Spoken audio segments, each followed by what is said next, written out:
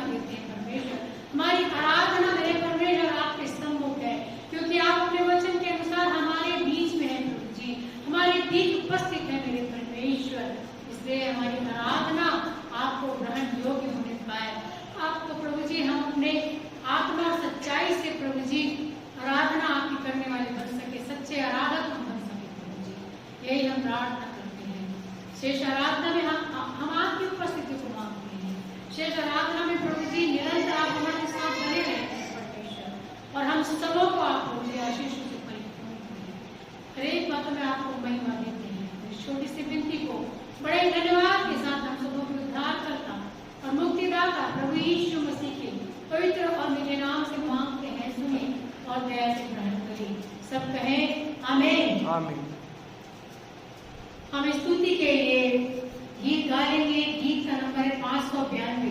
हम आराधना के गीत में से निकाल लेंगे। गीत का नंबर है 592। आओ जब के लोग सभी यीशु राजा बुलाता है। हाँ मेरे प्रियो, यीशु राजा सारे जगत के लोगों को अपनी समीप में बुला रहा है। हम इस गीत को बड़े ऊंचे स्वर में गा लेंगे। जिनको आता है वो अपने घरों में बैठे हुए इन गीतों को अवश्य गाएं, दोहराएं इन गीतों को। आओ जग के लोग सब ही यीशु राजा बुलाता है। आओ जग के लोग सब ही यीशु राजा बुलाता है। जग में जिसका स्थान नहीं है, जग में जिसका मान नहीं है, जग में जिसका स्थान नहीं है, जग में जिसका मान नहीं है, राज तुम्हें देने के लिए, राज तुम्हें देने के लिए यीशु राजा बुलाता है। आओ जग के लोग सब ही यीशु राजा बुलाता है। जग में तुम हो भूखे मरते, जग में तुम हो प्यासे मरते, जग में तुम हो भूखे मरते, जग में तुम हो प्यासे मरते। भोजन जल अब मुफ्त में देने, भोजन जल अब मुफ्त में देने यीशु राजा बुलाता है। आओ जग के लोग सब ही यीशु राजा बुलाता है। सिर पर कांटों का ताज निशानी, छाप है उसकी बहती पसली। सिर पर कांटों का ताज निशानी, छाप है उसकी बहती पसली। छीने हाथ पसारे हुए, छीने हाथ पसारे हुए यीशु राजा बुलाता है। आओ जग के लोग सब ही यीशु राजा बुलाता है।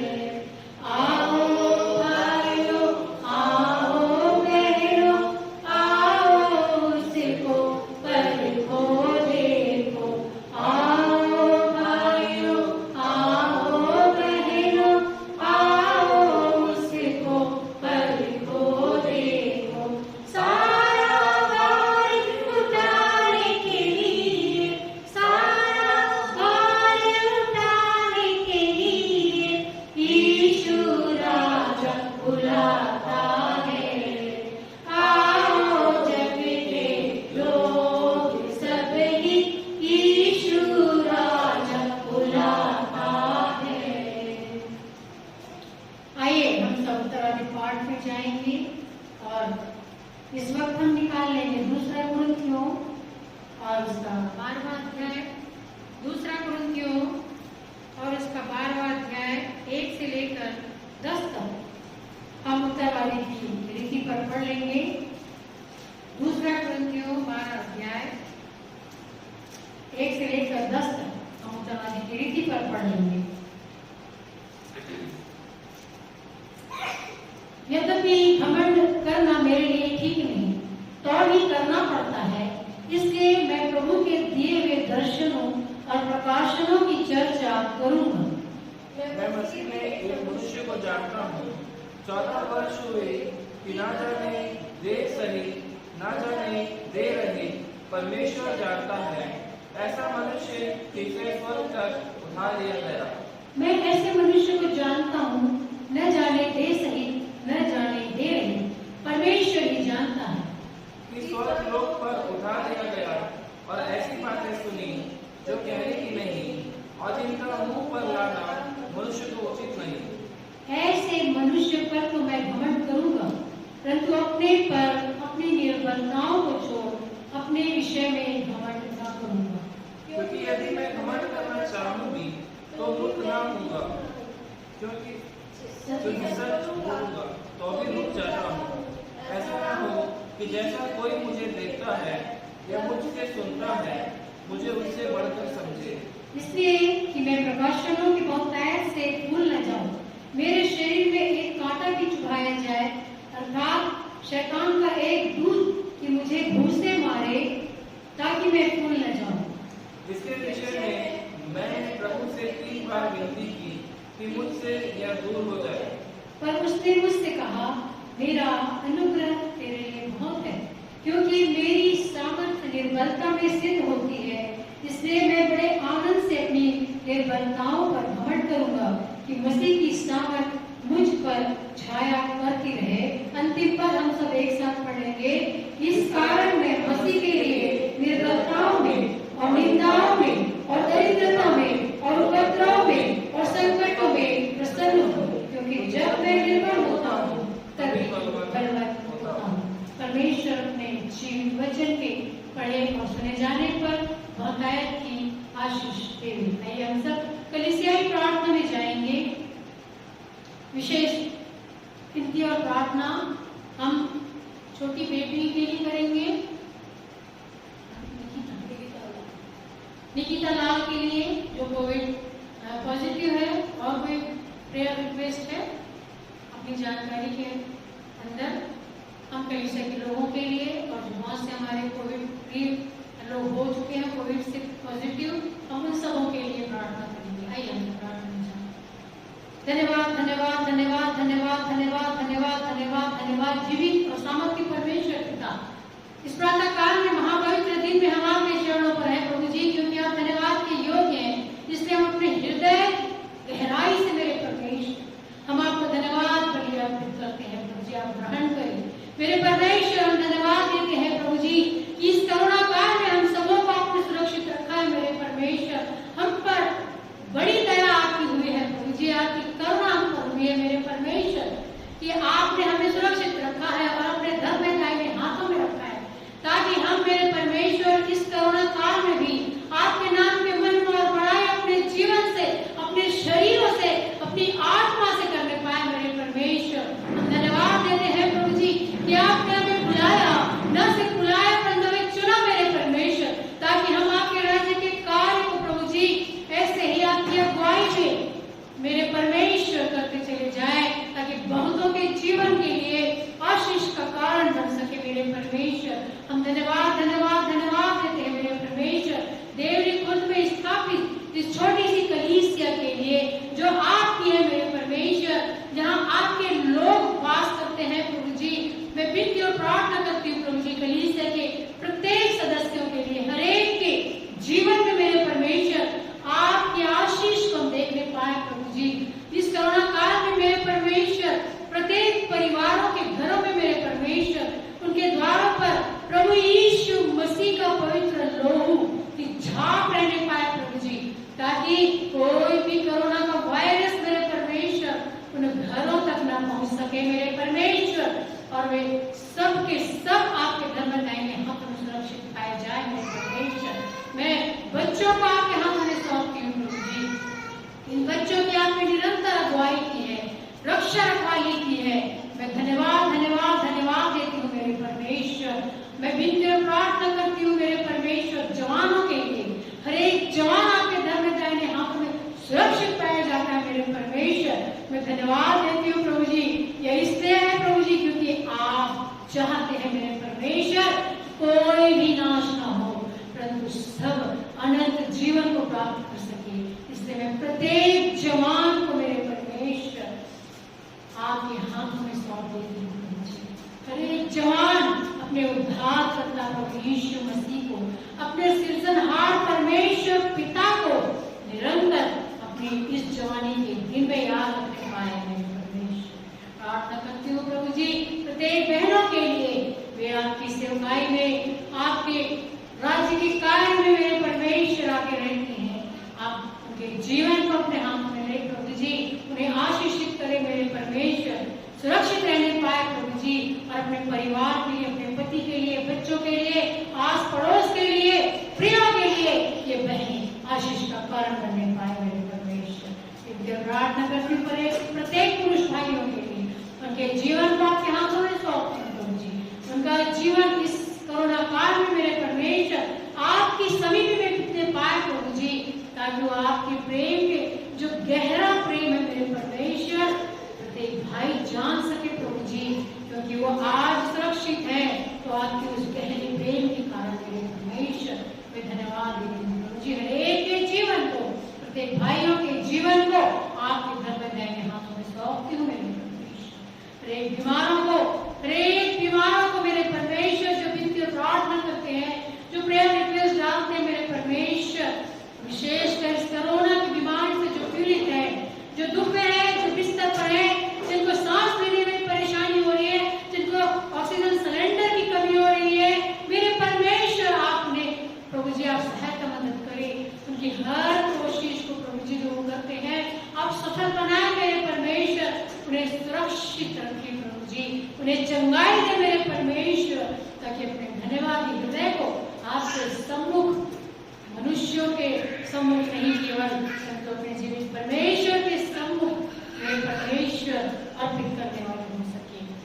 तो प्रार्थना करती हूँ प्रभु जी बेटे अनिल के लिए, बेटी अनीता दान के लिए, बहन विमल सोनवानी के लिए, बेटी मीना मसीह के लिए जो तकलीफ में है, जो शारीरिक पीड़ा में है मेरे परमेश्वर आप उन्हें चंगाई दे, अपनी सुरक्षा के घेरे में रखे मेरे परमेश्वर, कोई भी ऐसी बीमारी उन्हें कोई भी हानि न पहुंचा सके, वे आपके घर में दाहिने हाथ में सुरक्षित पाए जाए मेरे परमेश्वर।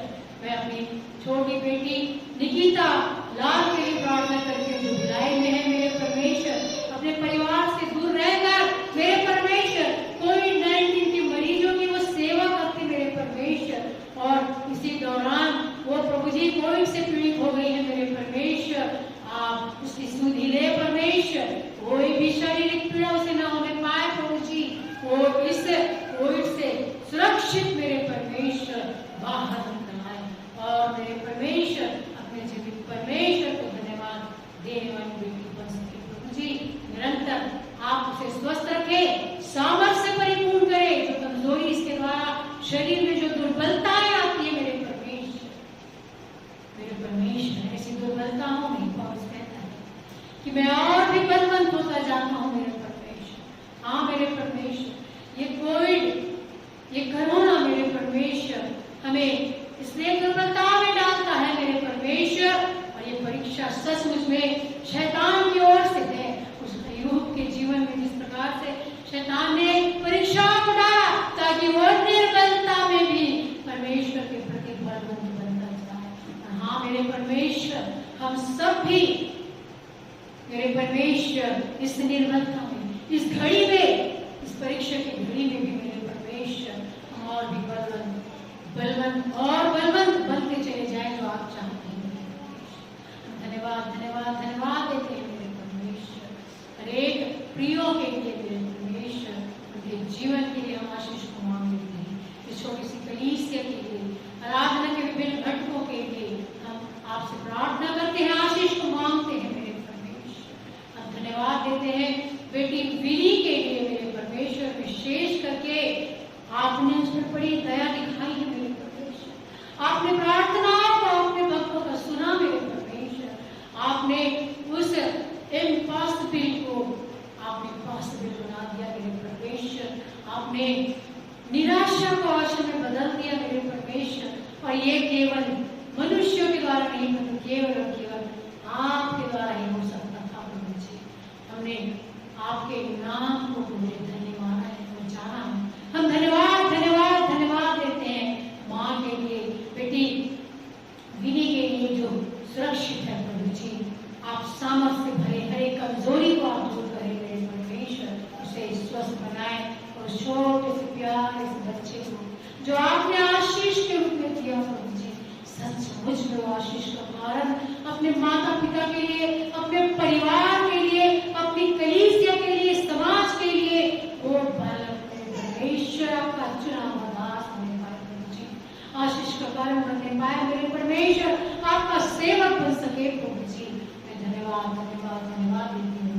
निरंतर उसके स्वास्थ्य को ऐसे ही बनाए रखें मेरे परमेश्वर, उसे स्वस्थ रखें और इम्प्रूवमेंट उसकी बॉडी में हम लोग देख नहीं पाए। निरंतर आशीष को उस बच्चे पर और माँ और धन्यवाद देते हैं प्रभु जी आपकी बड़ी दया है, इस करुणा के लिए जो सचमुच में मेरे परमेश्वर हम पर बहुतायत से करते हैं प्रभु जी। अपने पास साहब को आपके हाथों में सौंपते हैं मेरे परमेश्वर, जो इतने कोविड से पीड़ित है, उनके आसपास रह के वो कार्य को करते हैं मेरे परमेश्वर, तो बचाने वाले आप हैं प्रभु जी। आप अपने दास पर दया करते हैं मेरे परमेश्वर, आपने पिता को उसे सुरक्षित रखा है, आगे भी रखेंगे। हम बड़े विश्वास के साथ प्रार्थना को मांगते प्रभु जी।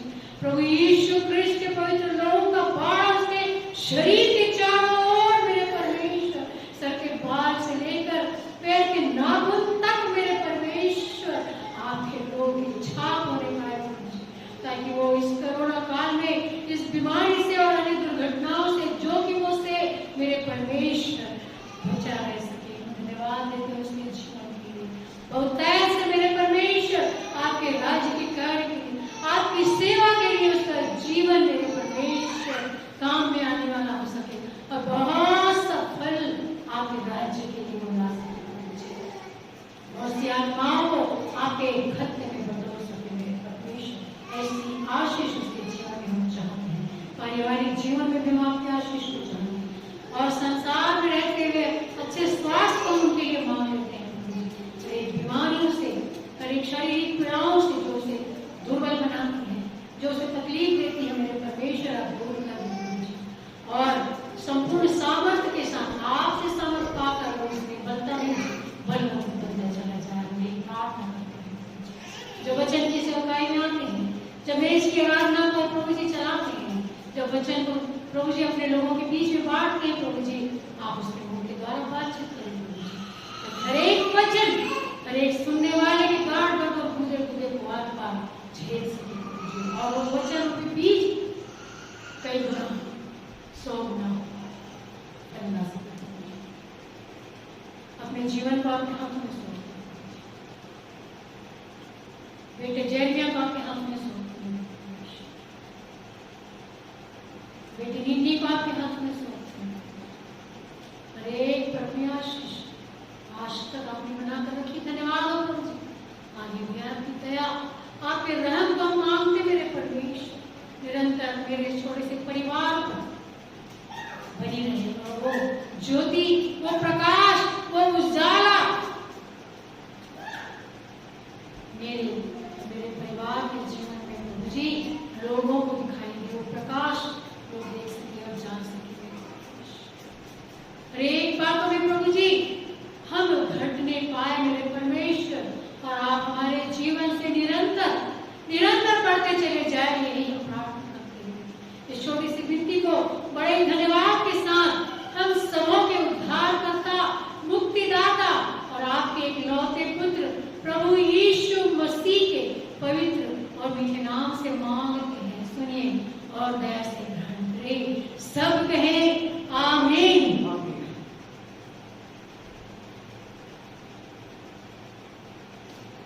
हम इस वक्त प्रभु भोज की तैयारी के लिए गीत गाएंगे। गीत का नंबर है 217, हे प्रभु तेरी आज्ञा से हम मिलकर बैठते आए हो।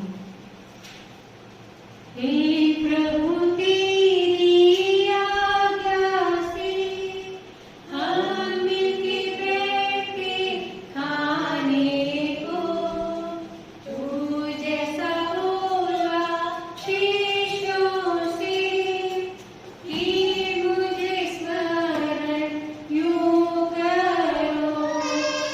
आयुष तुझे जीवन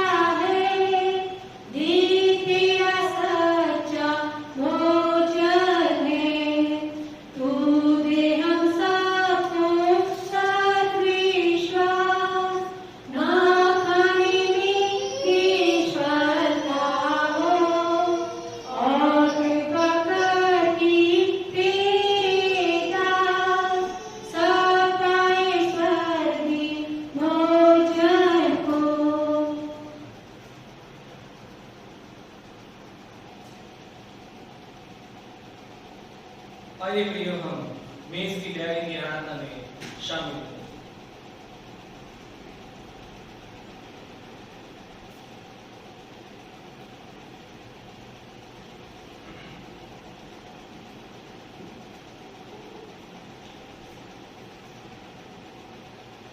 प्रियो, पौलुस प्रेरित कुरिन्थुस की कलीसिया को क्रूसित मसीह के विषय में इस प्रकार से समझाता है। उन्हें यह वचन लिखता है कि हमारे प्रभु यीशु मसीह और उनके क्रूस पर चढ़ाए जाने का अर्थ वो कुरिन्थुस की कलीसिया को सिखाता है। और वचन में इस प्रकार से लिखा है, हे भाइयों, जब मैं परमेश्वर का भेद सुनाता हुआ तुम्हारे पास आया तो शब्दों या ज्ञान की उत्तमता के साथ नहीं आया, क्योंकि मैंने यह ठान लिया था कि तुम्हारे बीच यीशु मसीह वरन क्रूस पर चढ़ाए हुए मसीह को छोड़ और किसी बात को ना जानूं। मैं निर्बलता और भय के साथ और बहुत थरथराता हुआ तुम्हारे साथ रहा, और मेरे वचन और मेरे प्रचार में ज्ञान की लुभावने वाली बातें नहीं, परंतु आत्मा और सामर्थ का प्रमाण था, इसलिए कि तुम्हारा विश्वास मनुष्यों के ज्ञान पर नहीं परंतु परमेश्वर की सामर्थ पर निर्भर हो। जी हाँ प्रियो, बड़ी ही सरल सी बात पौलुस प्रेरित कुरिन्थुस की कलीसिया को सिखा रहा है कि जब वह सुसमाचार के प्रचार करता है, वह भेद को समझाता है, वह मसीह के वचन को, मसीह के प्रचार को जब वह करता है तो वह इस बात प्रमाणित करता है कि मैं किसी भी तरह की लुभावने वाली बातें नहीं, किसी भी तरह के बातों को उलझाने की बातें नहीं, लेकिन मनुष्यों के ज्ञान के साथ नहीं, लेकिन परमेश्वर की सामर्थ के साथ जो बात वास्तव में है, जो मसीह से रिलेटेड है, मसीह के क्रूस पर चढ़ाए जाने की बात है, मैं पूरे दीनता के साथ, नम्रता के साथ और सताता हुआ, डरता हुआ मैं यह वचन तुम्हारे बीच में रखता हूँ। जी हाँ प्रियो, हमें आज इस स्थिति में हमें इन बातों को समझना है, हमें इस बात को मानना है, हमें अंगीकार करना है, हमें पश्चाताप करना है, हमें अपने विश्वास को दृढ़ करना है कि प्रभु यीशु मसीह ही हमारे उद्धार करता है। प्रभु यीशु मसीह के द्वारा ही हम सबों ने उद्धार को पाया है। क्योंकि पौलुस इस बात को लिखता है, क्योंकि मैंने यह ठान लिया था कि तुम्हारे बीच यीशु मसीह वरन यीशु मसीह नहीं लेकिन वरन क्रूस पर चढ़ाए हुए मसीह को छोड़ और किसी बात को ना जानो। जी हाँ प्रियो, हमारे सामने ऐसी कोई भी बात नहीं होनी चाहिए, लेकिन एक बात को छोड़, जो क्रूस पर चढ़ाया हुआ प्रभु यीशु मसीह अर्थात हमारा उद्धार करता प्रभु यीशु मसीह के अलावा और कोई ऐसी बात नहीं होनी चाहिए जिसके द्वारा हम सब किसी वचन को, किसी प्रचार को, किसी भी तरह की बात को हम सुन सके, समझ सके। लेकिन हमारे बीच में, हमारे मन में, हमारे जहन में सिर्फ एक ही बात होनी चाहिए, वह है क्रूस पर चढ़ाया हुआ प्रभु यीशु मसीह और उसका बलिदान और उसके द्वारा हम पापियों की छुड़ौती की बात। प्रियो, हम जबकि इस समय इस स्थिति में हम इस मेज की बैली में शामिल हैं, जबकि लोग अपने घरों में आराधनाएं कर रहे हैं, आराधना भवन बंद हो गया है, कहीं पर भी चर्चेस नहीं हो रही है, आराधना नहीं हो रही है, विशेषकर यह मेज की बैली बिछाई नहीं जा रही है, लेकिन हमारा कर्तव्य बनता है कि हम किसी मनुष्य की बात को नहीं, किसी भी तरह की बात को नहीं कि वह आराधना हम बाद में करेंगे, हम आराधना स्थिति को ठीक होने के बाद करेंगे। नहीं प्रियो, हम बंधे हुए नहीं हैं, हम आजाद हैं, हम अपनी स्वेच्छा के साथ हम क्रूस पर चढ़ाए हुए मसीह की बातों को हमें मानना है, चाहे हम किसी भी स्थिति में हो। बेशक ही हम अपने घरों में हैं, लेकिन हम सामर्थ हैं, हम इस तरह से काबिल हैं कि हम इस आराधना को कर सकें। प्रियो, जबकि हम अपने घरों में उपस्थित होकर इस मेज की बयानी को बिछाते हैं, हम पूर्ण विधि के साथ इस आराधना को करते हैं, तो हम निश्चय ही प्रभु के भय के साथ, ना कि किसी मनुष्य के ज्ञान के अनुसार और उसकी कही हुई बातों के अनुसार, लेकिन पूरे भय के साथ हम इस मेज की बयानी में शामिल होते हैं। तो प्रियो, आज हम वही बात जो पौलुस डरता हुआ, कांपता हुआ, घबराता हुआ उस वचन को सुनाता है कुरिन्थुस कलीसिया को, हम वही वचन को अपने जीवन के द्वारा भी हम प्रमाणित करते हैं, सामने लाकर रखते हैं। प्रियो, हम जब भी इस मेज की डायरी में शामिल होते हैं तो हम प्रभु यीशु मसीह के उस क्रूसित मसीह के विषय में हम प्रचार करते हैं, हम उसके बलिदान को स्मरण करते हैं। हम जब भी इस रोटी को तोड़ते हैं तो प्रभु यीशु मसीह की देह को स्मरण करते हैं। हम जब भी दाख रस को पीते हैं तो प्रभु यीशु मसीह के लहू को स्मरण करते हैं। इसलिए होने दीजिए प्रियो कि अपने प्रियजनों के साथ, विशेषकर जिन्होंने पिता पुत्र पवित्र आत्मा के नाम से बपतिस्मा को लिया है, हम सब एकत्रित होकर अपने परिवार के साथ इस मेज की तैयारी में शामिल हुए और परमेश्वर की उस प्रेम को, उस दया को हम अपने जीवन में ग्रहण कर सके और प्रार्थना करें कि परमेश्वर का जो क्रोध भड़का हुआ है, जो उसका कोप है, मनुष्य उससे बचाया जाए, हर एक घुटना टिक सके और हर एक जन परमेश्वर की आशीष को पा सके। आइए प्रियो, हम सब इस मेज की तैयारी में शामिल हो और इसके लिए हम धन्यवाद की प्रार्थना करें। आइए प्रियो में सर्व को झुकाएं। प्यारे खुदा पिता परमेश्वर, प्रभु यीशु मसीह के सामर्थ्य नाम से अपने पास आते हैं पिता। धन्यवाद देते हैं पिता परमेश्वर आपके उस अनमोल प्रेम के लिए जो कि आपने हम सभी मनुष्य से किया, हम पापियों से किया, कि आपने अपने ही एकमात्र पुत्र प्रभु यीशु मसीह को हमारे लिए संसार में भेजा ताकि प्रभु यीशु मसीह के द्वारा हम उद्धार को पा सके। जी हाँ प्रभु, हम आपके बलिदान को स्मरण करते हैं, आपकी देह और आपका लहू जो हमारे लिए तोड़ा गया, बहाया गया, हम उसको स्मरण करते हैं। जबकि हम अपने कोठरियों में हैं, अपने निवास स्थानों में हैं पिता, हम इस मेज की तैयारी को बिछाते हैं और इस आराधना को पूर्ण विधि के साथ, पूरे भय के साथ करते, पूरे आराधना करते हैं पिता। होने दीजिए पिता कि हमारा विश्वास इसी प्रकार से दर्शाया जाए और आपको ग्रहण योग्य हो सके। प्रभु, हम जब भी इस रोटी को तोड़ते हैं और दाखल को पीते हैं तो हम आपकी क्रूस पर हुई उस बलिदान को स्मरण करते हैं और हम आशा में जीवित रहते हैं कि आपने मृत्यु पर विजय प्राप्त करके उन मृत्यु को हमारे सामने से हटाया और उसकी हार को हमारे सामने हटाया और हमको जीत दिलाई, ताकि मृत्यु हमारा अंत नहीं लेकिन हमारा अनंत जीवन है। हमारे बाद मनुष्य के नाते होते हुए हम इस संसार में जीवित रहते हैं तो प्रभु हम अपने विश्वास को बदल करते हैं और यदि हमारी मृत्यु हो जाती है तो प्रभु वह हमारा अंत नहीं लेकिन हमारा नया जीवन का शुरुआत होता है। उस आशा के हम धन्यवाद देते हैं और प्रार्थना करते हैं पिता। प्रभु, प्रार्थना करते हैं प्रत्येक विश्वासियों के लिए जो कि अपने निवास स्थानों में इस आराधना को करते हैं, प्रत्येक जगह में जहां कहीं भी आराधना होती है पिता, सभी जगह में आपकी अनुकंपा, आपकी आशीष है पिता। जी हाँ प्रभु, यह पूरी प्रार्थना को पूरे आदर के साथ मैं हमारे उद्धारकर्ता और आपके एकमात्र पुत्र प्रभु यीशु मसीह के तुमके सामने नाम से मांग लेता हूँ। प्रार्थना को सुने और कबूल कीजिए पिता। आमीन। प्रभु यीशु मसीह ने जिस रात वे पकड़वाए गए, उन्होंने रोटी ली और आजमा की तोड़ी और उन्होंने यह कहते हुए दी, तुम्हें भी सिखाओ क्योंकि यह मेरी देह है। इसी रीति से उन्होंने ब्याह कहते हुए दिया, तुम पियो क्योंकि मेरी वाचा का वह लहू है जो बहुतों के पापों की क्षमा के लिए में बहाया जाता है। मैं तुमसे सच कहता हूँ कि दाख का रस अब से उस दिन तक न पीऊंगा जब तक तुम्हारे पिता के राज्य में मैं न पीऊं। आइए प्रियो, हम प्रभु यीशु मसीह के इस जीवित देह और लहू के प्रतीक की आराधना में शामिल हों।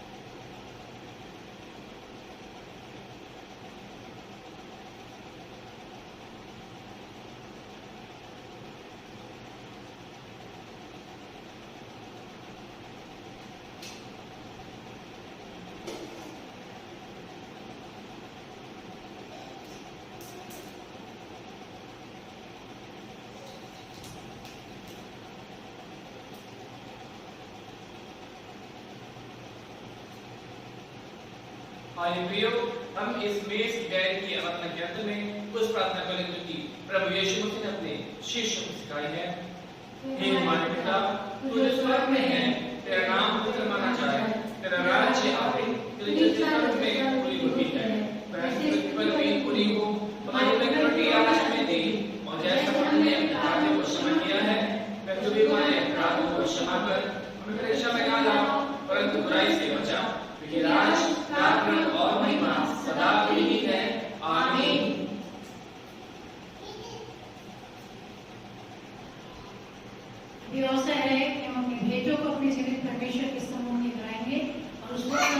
करेंगे उपकार के बेटे, उसका पहला पद हम गाएंगे और भेंट उठाएंगे। उपकार की बेटे अपनी, उपकार की बेटे अपनी, प्रभु को चढ़ाना है, प्रभु को चढ़ाना है, प्रभु को चढ़ाना है। जो भी हमारा प्रभु का सारा, जो भी हमारा प्रभु का सारा, जिसका उसको देना है, जिसका उसको देना है। भंडारी हमें प्रभु के जग में, भंडारी हमें प्रभु के जग में, दसवाही लौटाना है, दसवाही लौटाना है, प्रभु को चढ़ाना है। आइए हम थोड़ी सी प्रार्थना करेंगे। धन्यवाद धन्यवाद धन्यवाद जीवित और सामर्थ्य परमेश्वर पिता, धन्यवाद देते हैं प्रभु जी कि आपने हमें ज्ञान और बुद्धि, बल और समर्थ से परिपूर्ण किया प्रभु जी, और विवेक दिया प्रभु जी, ताकि हम मेरे परमेश्वर इसका इस्तेमाल पृथ्वी पर रहते हुए करके मेरे परमेश्वर अपने जीवन को चला सके। हम धन्यवाद देते हैं प्रभु जी कि आपने हमें साधन दिए मेरे परमेश्वर, ताकि हम प्रभु जी अपनी बुद्धि को और अपने प्रभु जी बल का प्रयोग करके मेरे परमेश्वर धन को अर्जित करते हैं। और मेरे परमेश्वर उस धन में से बहुत छोटा सा अंश मेरे परमेश्वर भेंट के रूप में आपके सम्मुख को केवल करके लेकर आए आप ग्रहण करें। उसके द्वारा कलीसिया के कार्य में उन्नति हो जाए, कोई भी भारी वस्तु कभी घटी ना हो, आशीष का कारण बन सके मेरे परमेश्वर। और जो भी हमने अपनी खर्च के लिए रख छोड़ा है मेरे परमेश्वर, उसमें हमें प्रभु जी सचमुच कोई भी भारी वस्तु की कमी नहीं होने पाए, परंतु भरपूरी का जीवन हम अपने जीवन में इस दुख की घड़ी में, इस परेशानी की घड़ी में, कोरोना काल में प्रभु जी हम उस आनंद को महसूस कर सके जो आपके द्वारा प्राप्त हुए। हर एक बातों में आपको धन्यवाद देती है, बेटों का ग्रहण करते हैं। हर एक बातों में आपको धन्यवाद देते हुए छोटी सी विनती बात को पवित्र मुझे नाम से मांगते हैं, सुनिए और दया से ग्रहण करें। आमीन। नोटिस इसी तरह हम आराधना को करते रहे जब तक कि आराधना आराधना नहीं होती है, और हम अपने घरों में रोटी तोड़े, अवश्य रोटी तोड़े, आराधना को अटेंड करें पूरी रीति से, आत्मा और सच्चाई के साथ भजन गाएं, ताकि परमेश्वर की उपस्थिति हम सबों के बीच में निरंतर बनी रहे। आज जो वचन हमने पढ़ा बहुत भेद की बात की मेरे परमेश्वर ने हम सबों के बीच में इस भेद की बात को प्रकट करना चाहा। और यहाँ पर हेडिंग लिखा हुआ है 2 कुरिन्थियों उसका 12वां अध्याय 1 से लेकर 10 तक, जिसका हेडिंग ये है पौलुस का दिव्य दर्शन और दुर्बलता। पौलुस का दिव्य दर्शन और दुर्बलता हम जानते हैं। पौलुस जो है वो नए नियम का जो है एक सेलिब्रिटी, उसने अपने जीवन में भले ही बहुत दुख सहे, लेकिन परमेश्वर के राज्य में उसने बहुत ही ऊंचा स्थान प्राप्त किया। मुझे पूरा विश्वास है, क्योंकि पौलुस ने अपने सारे जीवन को प्रभु यीशु मसीह के नाम पर बलिदान कर दिया। जब से वो उस दमिश्क के रास्ते में पकड़ लाया, जब वो प्रभु यीशु मसीह से पकड़ा, उसके बाद संसारी आंखें उसकी जो है वो बंद हो गई और आत्मिक आंखें खुल गई। मेरे प्रियो, उसके बाद से पौलुस अपने जीवन पर्यंत, जब तक उसकी मृत्यु नहीं हुई, चाहे वो दुख में रहा, परेशानी में रहा, बीमारी में रहा, लेकिन फिर भी उसने केवल और केवल प्रभु यीशु मसीह के नाम प्रचार, सुसमाचार का प्रचार किया और जेल खाने में रहकर प्रचार सुसमाचार को लिखा। सो ये बड़ी सेवकाई पौलुस के जीवन के लिए वो कहता है कि मैं दुर्बलता, अपने दुर्बलता पे घमंड करता हूँ, अपनी दुर्बलता पे घमंड करता हूँ, क्योंकि जब मैं दुर्बल होता हूँ तभी मैं बलवान होता हूँ। आखिरी में लिखा है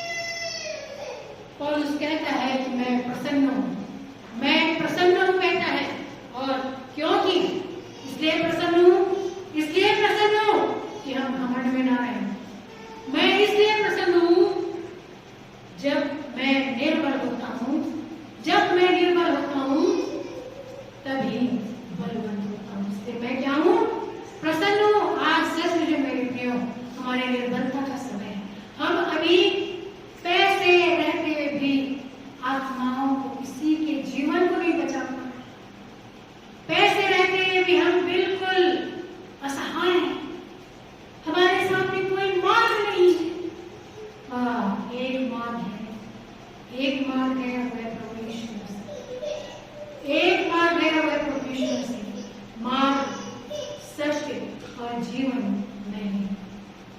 बिना मेरे द्वारा कोई पिता के पास नहीं पहुंच सकता परमेश्वर से।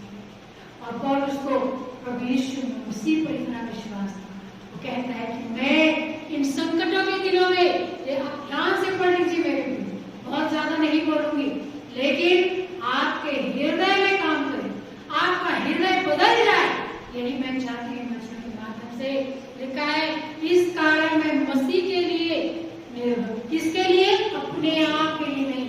जब आप मसीह के लिए जिएंगे मेरे प्रियो, तब आपको जीवन मिलेगा, तब आपको जीवन मिलेगा। प्रभु बहुतायत का जीवन आपको देंगे जब आप मसीह में जिएंगे। अपने लिए जीने का कोशिश करेंगे, अपने लिए जीने का प्रयास करेंगे, तो हम शायद मेरे प्रियो हम जीवित ज्यादा दिन तक नहीं रह पाएंगे, क्योंकि ऐसी स्थिति हम देख रहे हैं हमारे सम्मुख है। हम नहीं सोच सकते कि हम कितने दिनों तक इस पृथ्वी पर सुरक्षित रह पाएंगे, लेकिन यदि हम मसीह में जीवित हैं, पौलुस कहता है कि मैं मसीह के लिए, हम मसीह के लिए निर्बलताओं में, क्या लिखा है? निर्बलताओं में, निंदाओं में, दरिद्रता में, उपद्रव में और संकटों में प्रसन्न हूं। ये पौलुस की तरह मुझे और आपको कहना है, पौलुस की तरह मुझे और आपको कहना है कि ऐसे संकट के दिनों में भी मैं क्या हूं? प्रसन्न हूं। क्यों? क्योंकि मैं क्या हूं? निर्बल। क्या हूं मैं? आपके हाथ में कुछ नहीं है। आप अपने प्रियों को, अपने भाई को, अपने बहन को, माता पिता को, पति को, पत्नी को, बच्चों को नहीं बचा पा रहे हैं, क्योंकि आप निर्बल हैं, क्योंकि आप निर्बल हैं। पौलुस कहता है कि ऐसे समय में मैं प्रसन्न, ऐसे समय में मैं प्रसन्न हूं। मुझे और आपको प्रसन्न चित्त रहना है मेरे प्रियो, और आप ऐसा तभी कर सकते हैं जब आप प्रभु में जीवित हैं, जब आप प्रभु में जीवित हैं। क्योंकि पौलुस कहता है कि जब मैं ऐसी निर्बलता में होता हूं, जब मैं ऐसी निर्बलता में होता हूं, मेरे और आपके विचार भी ऐसे होना चाहिए कि जब हम इस निर्बलता में जब हैं, इस कोरोना काल में जब हम निर्बलता को महसूस करते हैं, सब कुछ होते हुए, धन दौलत, पैसा कौड़ी, सोना चांदी, हीरा मोती, क्या नहीं है आपके पास, बैंक बैलेंस, लेकिन आप निर्बल हैं, आपके हाथ में कुछ नहीं मेरे। ऐसे समय में और उस कहता है कि जब मैं निर्बल होता हूं तभी बलवंत होता हूं। क्या मैं और आप इतना विश्वास कर सकते हैं अपने प्रभु पर कि जब मैं निर्बल होता हूं तभी मैं बलवंत होता हूं? कह सके पर कहना है, विश्वास रखना है मेरे प्रियो, मुझको और आपको इस दुख की घड़ी में, इस संकट की घड़ी में प्रसन्न चित्त होकर जीवन बिताना है। यदि आप लोग कहें तो ऐसा बिल्कुल करेंगे। और ऐसी निर्बलता के समय में आप कह सकेंगे कि जब मैं निर्बल होता हूं और उसकी तरह, तभी मैं बलवंत होता हूं, तभी मैं बलवंत होता हूं मेरे प्रियो, क्योंकि इस पृथ्वी पर कोई भी धर्मी नहीं है। रोमियो 3 और 10 में लिखा है मेरे प्रियो, रोमियो 3 और 10 में लिखा है, परमेश्वर की दृष्टि में मनुष्य की क्या दशा है, क्या दशा है। भूले में ना रहे मेरे प्रियो कि हम वचन की सेवकाई करते हैं, हम गीतों को गाते हैं, हम परमेश्वर की महिमा करते हैं, लेकिन हमारे हृदय शुद्ध और साफ नहीं है, हम मसीह के साथ नहीं है, मसीह हमारी ओर नहीं है, तो हम परमेश्वर की दृष्टि में धर्मी नहीं। परमेश्वर की दृष्टि में मनुष्य की दशा कोई धर्मी नहीं, कोई धर्मी नहीं। रोमियो 3 और 10 में लिखा है, कोई धर्मी नहीं, एक भी नहीं, एक भी नहीं, कोई समझदार नहीं, कोई समझदार नहीं। हम सोचते हैं कि हम धर्मी है, वचन में क्या लिखा हुआ है कि कोई धर्मी नहीं, लेकिन हम तो धर्मी हैं, हम तो धर्मी हैं। लेकिन मेरे प्रिय वचन बताता है कि हमारे धर्म के काम जो सोच के रखिए ना, जो हम विचार करते हैं कि हम तो धर्म के काम करते हैं, हम धर्मी है, हम पुलपिट से खड़े होकर प्रचार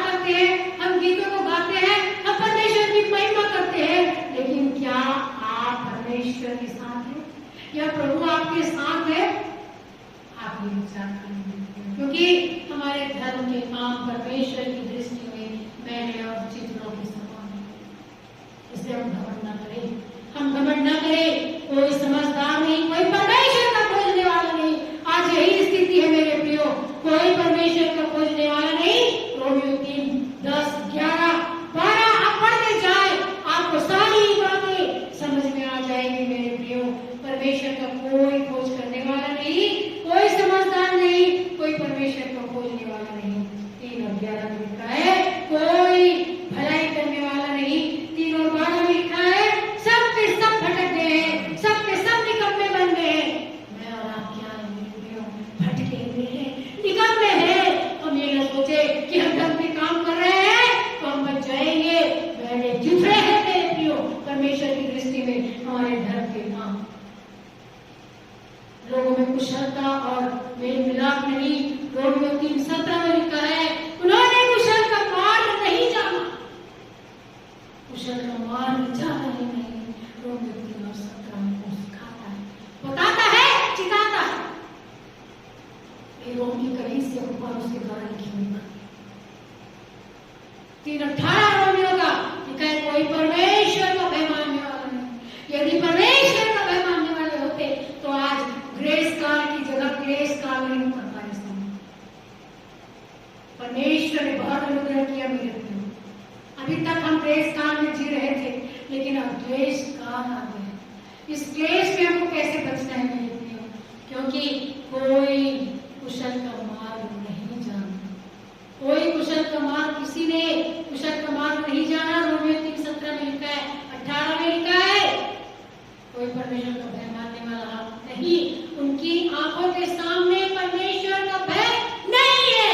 जो नोट कर रहे हैं निकले, रोमियो 3:10 से लेकर आगे 18 में लिखा है उनकी आंखों के सामने परमेश्वर का भय नहीं। किसके लिए लिखा है मेरे प्रियो? रोम की कलीसिया के लिए हम सोचते हैं, नो, देवरी खुद की कलीसिया के लिए लिखा है, मेरे और आपके लिए लिखा है मेरे प्रियो। मनुष्य की दुष्टता के लिए परमेश्वर के वचन में लिखा है। मनुष्य की दुष्टता परमेश्वर की दृष्टि में कितनी बढ़ गई है मेरे प्रियो। मैं बिल्कुल टाइम बाउंडेड हूँ, इसलिए मैं बहुत जल्दी आगे बढ़ रही हूँ, बहुत ज्यादा नहीं समझा रही हूँ मेरे प्रियो। जब मनुष्य परमेश्वर की दृष्टि में अच्छा है, उसको वह बुद्धि और ज्ञान और आनंद देता है। सबोपदेशक 2:26 में लिखा है कैसे अच्छा होना है। जल्दी जल्दी पॉइंट्स में पढ़ती हूँ। जिसका हृदय पवित्र हो, जिसका विवेक शुद्ध और सीधा हो, जो दूसरों की भलाई करना चाहता हो, जो परमेश्वर का भय मानता हो, जो सब बातों में सच्चाई से काम करता हो, जिसमें मुख्य बात अहंकार ना हो, जिसमें अहंकार ना हो, जिसके पास मसीह हो और मसीह का सा मन हो। मेरे प्रियो, हमें ऐसा काम करना है जो परमेश्वर की दृष्टि में भला है। और वो कौन कौन से काम है वो भी मैं जल्दी से पढ़ के बताऊंगी। परमेश्वर से प्रेम करना, परमेश्वर का भय मानना, परमेश्वर की आज्ञाओं का पालन करना, अभिमान न करना, दीनों की सहायता करना, सबके साथ भलाई करना, दूसरों को प्रभु यीशु के पास लाना। मुख्य बात हमको भी आना है, दूसरों को भी प्रभु के पास लेकर आना। जैसे कि उदाहरण में एक बहुत सुंदर वाक्य बाइबल में लिखा हुआ है जो कह देते हैं मरकुस 2 में, वहाँ पे मरकुस 2 में उसका वर्णन है जहाँ पर छोले के मारे हुए व्यक्ति का वर्णन है। कैसे दूसरों ने उसकी सहायता की और छत पर खोलकर वो प्रभु यीशु मसीह के सामने को झूले के मारे लाकर खड़ा किया ताकि वो चंगाई को प्राप्त कर सके। मुझको और आपको प्रभु यीशु के पास लेकर आना है, ताकि वो शरीरों की चंगाई ही नहीं परंतु अपने हृदय के अंदरों की चंगाई को भी प्राप्त कर सके। मुझे और आपको ये भलाई का काम करना है, दूसरों को प्रभु के पास लाने का काम करना है मेरे प्रियो। परमेश्वर की दृष्टि में महान कौन है आज के युग में? परमेश्वर की दृष्टि में महान कौन है? मरकुस 9:35 से 50 में इसका वर्णन है। छोटा स्थान स्वीकार करना, 35वें पद में लिखा है सेवक उसी का उदाहरण है यहाँ पर मेरे लिए। मरकुस 9 उस प्रभुभोज के पहले की जो विधि है, प्रभु यीशु मसीह ने जो की अपने चेलों के साथ, परमेश्वर प्रभु यीशु मसीह कहते हैं कि सबसे छोटा बनना है। और लिखा है दुर्बलों को स्वीकार करना। 36 और 37 में बदले की आत्मा से कुछ नहीं करना। 38 और 40 में मैं डिस्क्राइब नहीं कर पा रही हूँ क्योंकि मेरे पास टाइम फाउंडेशन है। आप स्वयं वोट करिए और उससे अपने घर में अवश्य स्टडी करिए और पढ़िए। और चौथी और अंतिम बात होता है आत्मिक उन्नति में बाधक जो बातें हमारी होती हैं, हमारे सम्मुख आती है कि जब हमको आराधनालय में जाना होता है, हमारे पास ऐसे फोन आते हैं, ऐसे कारण आते हैं जिसकी वजह से हम आराधना भवन में नहीं जाते और हम उस कार्य को करने के लिए दौड़ जाते हैं। हम ये नहीं सोचते कि 1 घंटा हो जाते हैं, आराधना कर लेते हैं, उसके बाद हम इस कार्य को कर सकते हैं। मेरे प्रियो, जो बाधक बातें हैं आत्मिक उन्नति में, उन बातों को दूर भगाना 43 से लेकर 47 में उसका वर्णन आप पढ़ सकते हैं जो मैंने बताया। मरकुस 9 35 से 50 आप पूरा पढ़ें। मरकुस 9 35 से 50 में लिखा है परमेश्वर की दृष्टि में महान कौन है। ऐसे लोग, ऐसा काम करने वाले लोग परमेश्वर की दृष्टि में महान है। परमेश्वर की दृष्टि में भी हमने पढ़ा कोई धर्मी नहीं, एक भी नहीं, लेकिन परमेश्वर की दृष्टि में यदि हमको आना है तो हमको ये सब काम में अग्रसर रहना है। ये सब काम में अग्रसर रहना है, जीवन में पवित्रता और नमक बनाए रखना है। क्योंकि जिस नमक में नमकीनी नहीं होती वो नमक का क्या किया जाता है? हाँ, उसे फेंक दिया जाता है और वो उसका क्या अर्थ होता है? वो पैरों तले। ऐसा हमारा हाल ना होने पाए मेरे प्रियो। इसलिए हम अपने जीवन में नमकीनी को रखने पाए मेरे प्रियो, ताकि मेरे और आपके जीवन से लोग जान सके प्रभु यीशु मसीह को, उसके प्रेम को, उसकी दीनता को, उसकी महानता को, उसके स्नेह को, प्यार को, मोहब्बत को जान सके। इसलिए परमेश्वर की दृष्टि में मुझे और आपको इन बातों को लेकर आना है ताकि परमेश्वर की दृष्टि में आप हो। और तभी मैं पौलुस के समान और आप सब भी पौलुस के समान कहते हैं कि ऐसे दरिद्रता में, दुख के समय, संकटों के समय मैं क्या होऊंगा? मैं प्रसन्न होता हूँ, क्योंकि जब मैं दुर्बल होता हूँ तभी मैं बल बन सकता हूँ। आमीन। परमेश्वर कहता है कि आशीष मुझे और आपको इन सब वचनों के माध्यम से दे और हम ऐसे ही अपने जीवन में उन्नति प्रभु यीशु मसीह के नाम पे करते चले जाएं। धन्यवाद आप सबों को। आइए हम सब अपने स्थानों पर खड़े हो जाएंगे और मुझ में यीशु की शोभा दिखाई दे। गीत गाने के बाद पास्टर साहब के अंतिम आशीष की प्रार्थना से हम आज की आराधना को समाप्त करेंगे। आइए हम अपने स्थानों पर खड़े हो जाएं।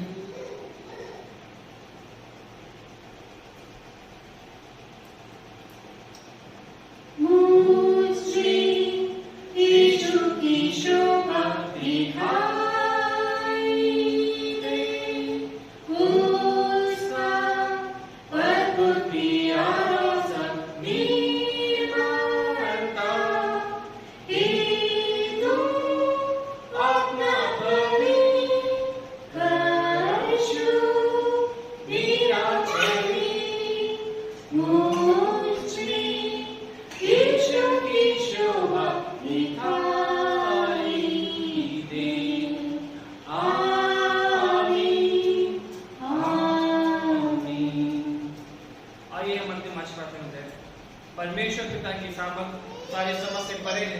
प्रभु यीशु की हमारे हृदय और सोच की आशा करें और अब हमारे प्यारे पिता परमेश्वर के प्रेम, प्रभु यीशु की अनुग्रह और मदद शक्ति आज से कल्याण होकर ऊपर से प्रत्येक विश्वास के साथ विशेषकर केवल दूत के पूरे झुंड के साथ हमेशा और प्रभु यीशु मसीह की आत्मा में लगे रहे। आमीन। जय मसीह।